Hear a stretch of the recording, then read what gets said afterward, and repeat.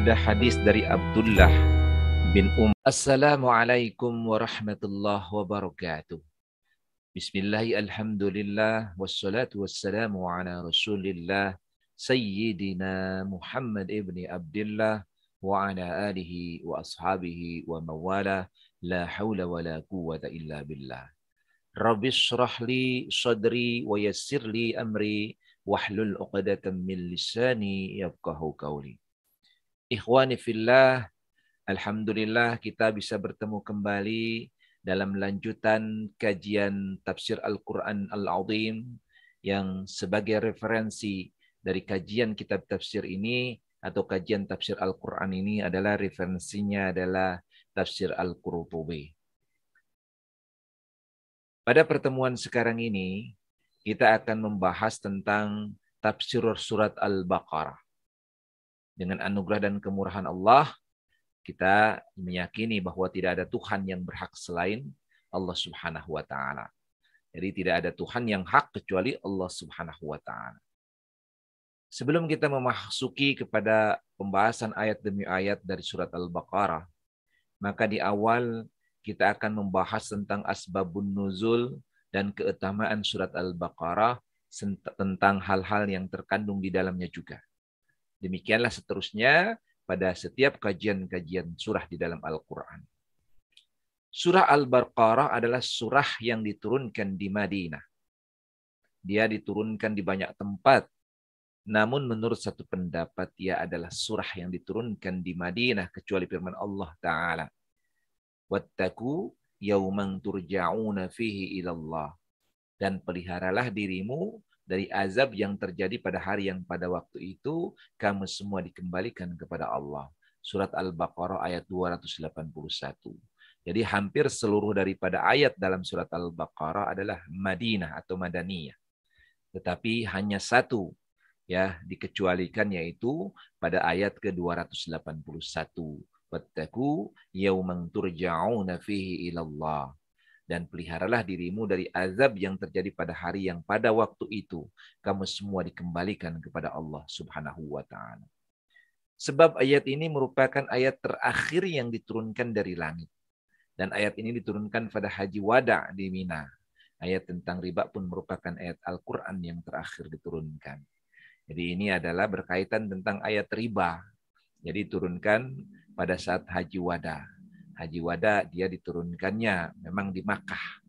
Ya, tetapi kategorinya sebenarnya inilah dalam ilmu tafsir ulumul Quran adalah bisa dikategorikan sebagai namanya Makkiyah karena setiap yang diturunkan di Makkah maka dikatakan Makkiyah, baik itu sebelum hijrah maupun sesudah hijrah.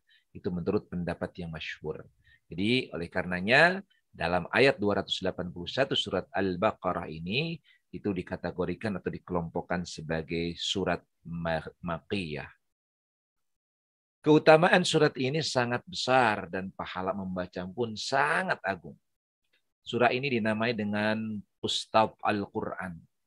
Jadi dinamai juga dengan Pustab Al-Quran. Pustab itu artinya pusat, Al-Quran pusat Al-Quran. Demikianlah dikatakan oleh Khalid bin Ma'dan. Jadi Khalid bin Ma'dan mengatakan atau menamai surah ini, surat Al-Baqarah ini sebagai Pustab Al-Quran atau pusat Al-Quran. Surah ini dinamakan Pusat Al-Quran maksudnya, karena keagungan dan kebesarannya, serta banyaknya hukum-hukum dan nasihat-nasihat yang terkandung di dalamnya. Umar mempelajari fikih dan hal-hal yang terkandung di dalam surat ini selama 12 tahun. Nih, Umar mempelajari fikih dan hal-hal yang terkandung di dalam surat ini selama 12 tahun. Nah, Umar yang dimaksud di sini adalah Umar bin Khattab tentunya. Nah, sementara putra Umar bin Khattab, yaitu Abdullah bin Umar, sebagaimana yang telah dijelaskan, dia mempelajarinya selama 8 tahun. Jadi, Umar bin Khattab mempelajari fikih di dalam surat Al-Baqarah ini itu selama 12 tahun. Dan putranya beliau, Abdullah bin Umar, itu mempelajarinya selama 8 tahun untuk menggali fikih di dalam surat Al-Baqarah ini. Ibnu Al-Arabi berkata, aku mendengar sebagian guru-guruku berkata, dalam surat Al-Quran ini terkandung 1000 perintah, 1000 larangan, 1000 hukum, dan 1000 berita. Jadi dalam surat Al-Baqarah ini terkandung 1000 perintah, 1000 larangan, 1000 hukum, dan 1000 berita.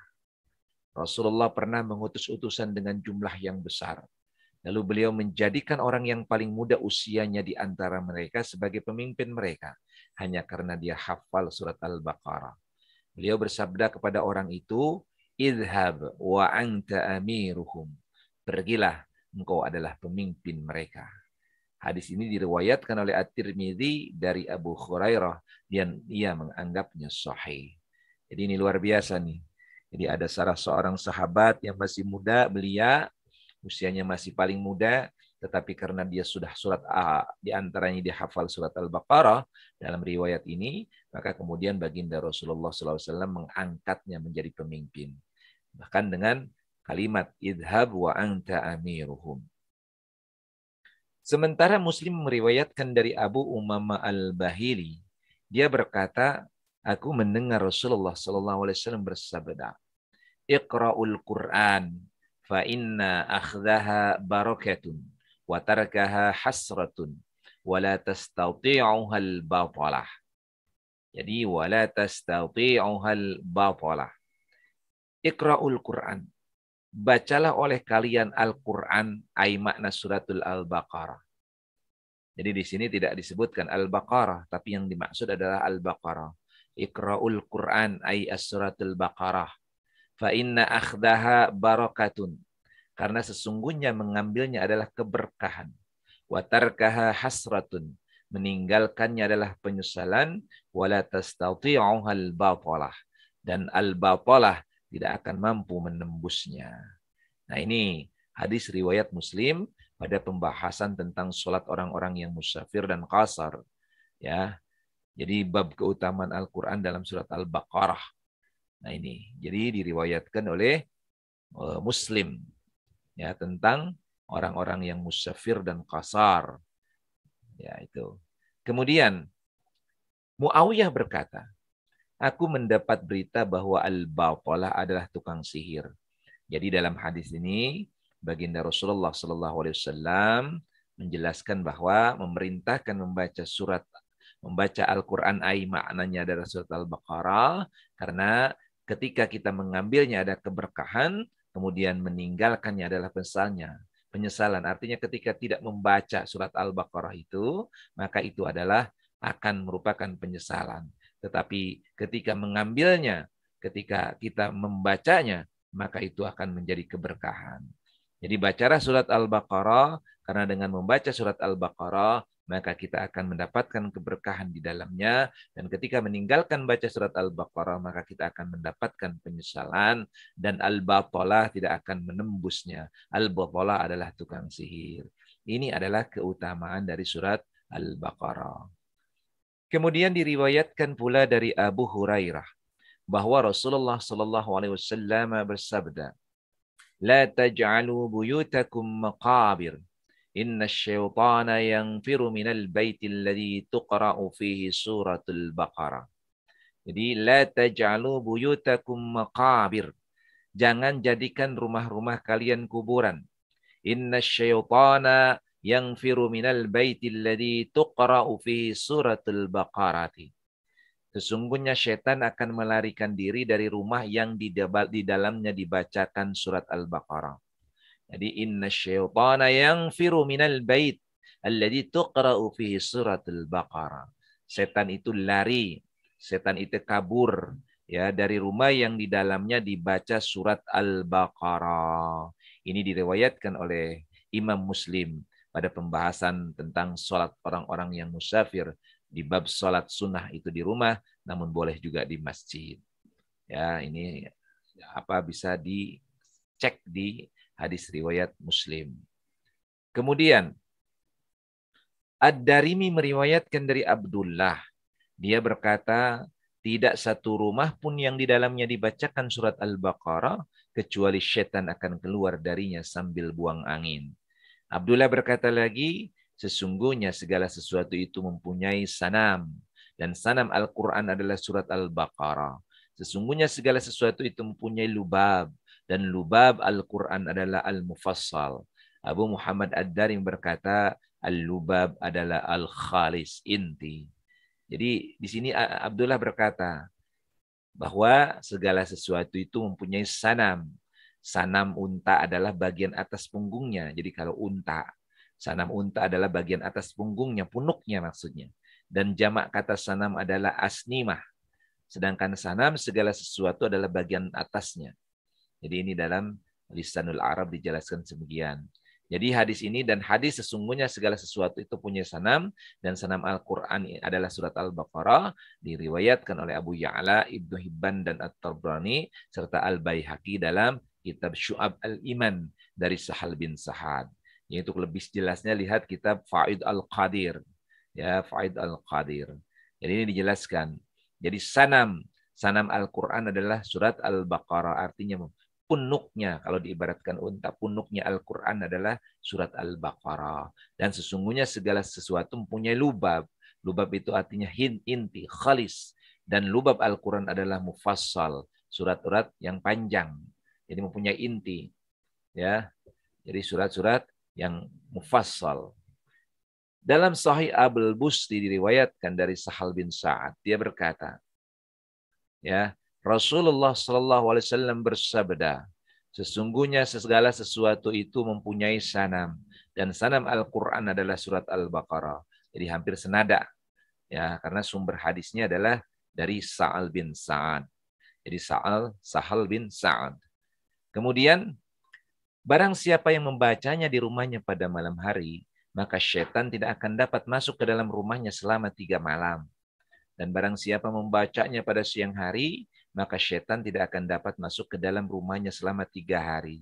Jadi kalau kita bacakan pada malam hari, maka setan nggak akan masuk ke dalam rumah kita selama 3 malam. Dan dibacakan pada siang hari, tidak akan masuk ke dalam rumahnya selama 3 hari. Nah, Abu Hatim Al-Busti berkata, yang dimaksud dari sabda Rasulullah SAW, setan itu tidak akan dapat masuk ke dalam rumahnya selama 3 hari adalah bisikan setan. Jadi dijelaskan oleh Al-Busti bahwa yang dimaksud dengan tidak masuk setan selama 3 hari itu adalah bisikannya, was-wasnya, ya, bisikan setannya. Ad-Darimi, jadi di sini adalah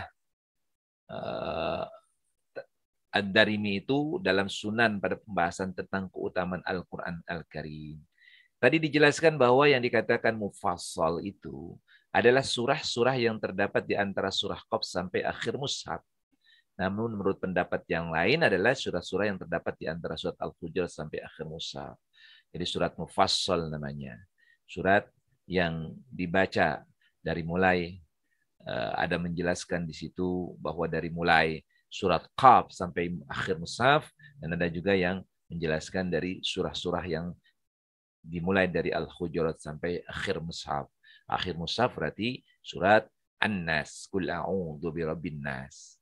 Jadi itulah sanam Al-Quran adalah Al-Baqarah, dan khalis atau lubab Al-Quran adalah merupakan Al-Mufassal yang banyak dimulai. Ada yang mengatakan dari surat Qaf sampai akhir mushaf, ada yang mengatakan dari surat Al-Hujurat sampai akhir mushaf.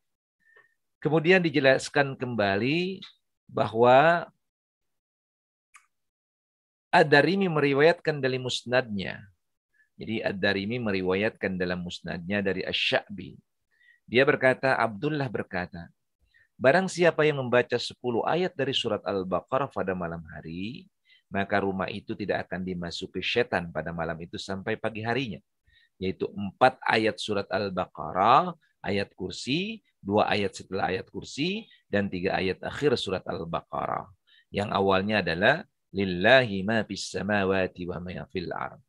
Jadi di sini dikatakan bahwa Abdullah berkata, yang diriwayatkan oleh Ad-Darimi dalam musnadnya dari Asy-Sya'bi, bahwa Abdullah berkata, maksudnya di sini adalah Abdullah bin Umar, ya, barang siapa yang membaca 10 ayat dari surat Al-Baqarah pada malam hari, maka rumah itu tidak akan dimasuki setan pada malam itu sampai pagi harinya.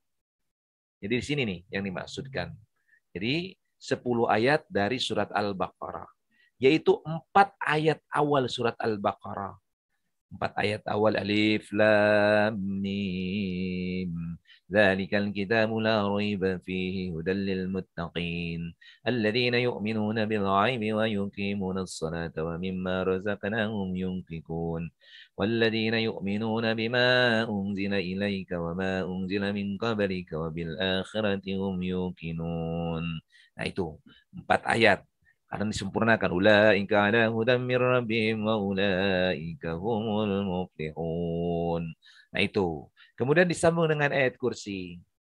Allahu la ilaha illa huwal hayyul qayyum la ta'khudhuhu sinatun wa la nawm lahu ma fis samawati wa ma fil ardh ma dhal ladzi yashfa'u 'indahu illa bi'idhnihi ya'lamu ma bayna aydihim wa ma khalfahum wa la yuhituna bi syai'in min 'ilmihi illa bima syaa' wasi'a kursiyyuhu as-samawati wal ardha wa la ya'uduhu hifdhuhuma wa huwal 'aliyyul 'azim.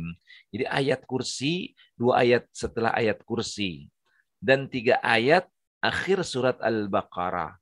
Yang awalnya adalah lillahi ma fis samawati wa ma fil ardh, kepunyaan Allah segala apa yang ada di langit dan di bumi. Jadi ini nih. Jadi kalau kita bacakan menurut Abdullah bin Umar tiap hari ya di masjid kita bacakan 10 surat Al-Baqarah pada malam hari, maka tidak akan dimasuki setan sampai pagi.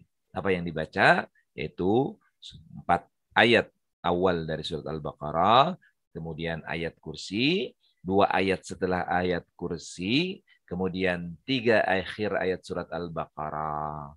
Jadi semuanya ada 10. Lillahi ma fis samawati wa ma fil ardh. Wa in tubdu ma fi anfusikum aw tukhfu yuhasibukum bihi Allah. Fayaghfiru liman yasha wa yu'adzibu man yasha. Wallahu ala kulli syai'in qadir. Ila akhir ayat. Sampai ditambah 1 ayat lagi dari surat Al-Baqarah setelahnya. Diriwayatkan, ini ada di dalam surat Al-Baqarah ayat 284. Diriwayatkan juga dari Asy-Sya'bi dari Abdullah. Setan tidak akan dapat mendekatinya dan keluarganya pada hari itu. Juga tidak akan dapat mendekatinya sesuatu yang tidak disukainya. Tidaklah 10 ayat Al-Baqarah itu dibacakan kepada orang yang gila kecuali dia akan sembuh. Al-Mughirah bin Subai, dia adalah sahabat Abdullah berkata, barang siapa yang membaca 10 ayat dari surat Al-Baqarah, maka dia tidak akan lupa terhadap Al-Quran. Ishaq bin Isa berkata, barang siapa membaca 10 ayat dari surat Al-Baqarah, maka dia tidak akan lupa terhadap apa yang telah dihafalnya. Abu Muhammad Ad-Dari berkata, di antara mereka para ulama ada yang mengatakan Al-Mughirah bin Sumai. Ikhwani fillah. Ikhwani fillah. Jadi sudah dijelaskan bahwa ada hadis dari Abdullah bin Umar yang mengatakan bahwa barang siapa yang dia malamnya membaca 10 ayat dari surat Al-Baqarah, maka setan tidak akan mengganggunya atau tidak akan memasuki rumahnya sampai di pagi hari. Apa saja 10 ayat dari surat Al-Baqarah itu? Yaitu 4 ayat awal surat Al-Baqarah, kemudian ayat kursi, kemudian 2 ayat setelah ayat kursi, kemudian 3 ayat akhir surat Al-Baqarah. Yang awalnya dimulainya adalah lillahi ma fis samawati wa ma fil ardh. Nah, ini pun diperkuat oleh beberapa pendapat. Jadi Asy-Sya'bi misalnya juga dari Abdullah mengatakan bahwa syaitan tidak akan dapat mendekatinya dan keluarganya pada malam hari itu ketika dibacakan 10 ayat surat Al-Baqarah. Juga tidak akan dapat mendekatinya sesuatu yang tidak disukainya. Tidaklah 10 ayat Al-Baqarah itu dibacakan kepada orang gila, kecuali dia akan sembuh. Jadi, kemudian Al-Mughirah bin Subai, ya, dia adalah sahabat Abdullah bin Umar, berkata, barang siapa yang baca 10 ayat dari surat Al-Baqarah, maka dia tidak akan lupa terhadap Al-Quran. Kemudian Ishaq bin Isa berkata, barang siapa yang baca 10 ayat dari surat Al-Baqarah yang disebutkan tadi, maka dia tidak akan lupa terhadap apa yang telah dihafalnya. Abu Muhammad Ad-Darimi berkata, di antara mereka atau para ulama ada yang mengatakan Al-Mughirah bin Sumai. Jadi Mughirah bin Sumai, ada yang mengatakan Al-Mughirah bin Sumai. Dalam kitab Al-Isti'ab, jadi Al-Isti'ab itu kitab Al-Isti'ab dengan catatan pinggir kitab Al-Is'abah, ya, yang dikarang oleh Ibnu Abdil Bar, dinyatakan Labib bin Rabi bin Amir bin Malik bin Ja'far bin Qila bin Rabi'ah bin Amir bin Sa'sa'ah adalah termasuk penyair zaman jahiliyah. Dia kemudian masuk Islam dan memperbagus keislamannya. Setelah masuk Islam, dia tidak lagi mengucapkan syair. Umar pernah bertanya dan memintanya untuk mengumandangkan syair pada masa kekhalifahannya. Labid kemudian membaca surat Al-Baqarah. Umar berkata kepadanya, "Aku bertanya kepadamu tentang syairmu." Labid menjawab, "Aku tidak lagi mengucapkan syair setelah Allah mengajariku surat Al-Baqarah dan Ali Imran." Ucapan Labid itu mengejutkan Umar. Ketika itu Umar memberinya 2.000. Kemudian dia menambahkan 500 lagi. Jadi itu hadiah untuk Labid yang masuk Islam. Yang ketika Umar menjadi khalifah, Umar bin Khattab, Umar memerintahkan untuk membacakan syair-syair yang terkenal dahulu indah. Tapi justru yang dibacakan adalah surat Al-Baqarah. Dan ini kemudian membuat Umar takjub dan akhirnya menghadiahkan 2.500. Tentunya adalah dirham. Ya. 2.500 dinar maksudnya. Kemudian ada banyak ahlul ilmi yang mengatakan bahwa Labid tidak lagi mengucapkan syair setelah dia masuk Islam. Namun sebagian ahlul ilmi lainnya mengatakan bahwa dia tidak mengucapkan syair di dalam Islam kecuali ucapannya, "Segala puji bagi Allah, sebab ajalku belum juga tiba hingga aku dapat mengenakan baju gamis di dalam Islam." Ibnu Abdil berkata, ada pendapat yang mengatakan bahwa bait ini milik Qaradah bin Nufathah as-Saluri. Menurut Al-Qurtubi, pendapat ini adalah pendapat yang lebih benar. Di Al-Qurtubi meyakini bahwa ia mengatakan bahwa pendapat tentang bait kalimat di atas ini adalah milik Qaradah bin Nufathah as-Saluri. Namun ahlul ilmi yang lainnya berkata, akan tetapi bait yang diucapkan oleh Labid di dalam Islam adalah tak ada seorang pun yang mencela sosok yang mulia seperti dirinya sendiri. Seseorang ini dibuat baik oleh teman yang baik. Keutamaan surah ini akan dijelaskan lagi pada pembahasan tentang ayat kursi dan akhir surat Al-Baqarah. Dan insya Allah pada surat Ali Imran, awal surat Ali Imran nanti akan lebih dijelaskan lagi tentang keutamaan surah ini. Insya Allah. Jadi ini nih sebagai pengantar dari sebelum kita memasuki terhadap pembahasan daripada surat Al-Baqarah.